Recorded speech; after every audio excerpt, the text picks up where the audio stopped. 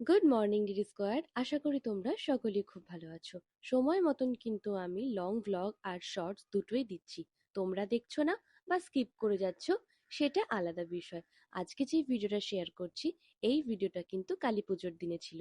ভেবেছিলাম বাড়িতেই শ্যামা কালী পুজো করব, কিন্তু সময়ের ঊর্ধ্বে কোনো কিছুই করা সম্ভব নয়।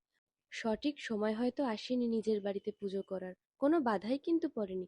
তবে আমার নিজের মাই বারণ করলো যে পুজো করার দরকার নেই, যেদিন তুই নিজে একটা ফ্ল্যাট কিনবি সেদিন সেই বাড়িতে প্রথম পুজো শুরু করিস।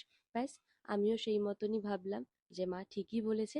তাই সেদিন সারাদিন উপোস করে মন্দিরে গিয়েই মায়ের পুজো সম্পূর্ণ করলাম। আমার দুর্গাপুজোর থেকে গণ্য করে কালী পুজোর জন্য প্রচন্ড পরিমাণে উৎসাহ থাকে। তবে এবারের কালী পুজোতে তো একটা ঠাকুরও দেখতে যেতে পারিনি।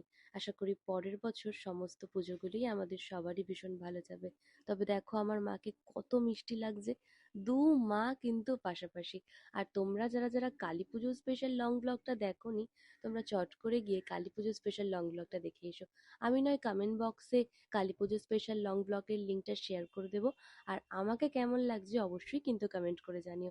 আর আজকে আমি যেই শাড়িটা পরেছি, এই শাড়িটা আমাকে পাঠিয়েছে বাংলাদেশ থেকে আমারই একজন দিদি স্কোয়াড। তবে আজকের জন্য এইটুকু থাক। তোমাদের সাথে কিন্তু কথা আমার হতেই থাকবে।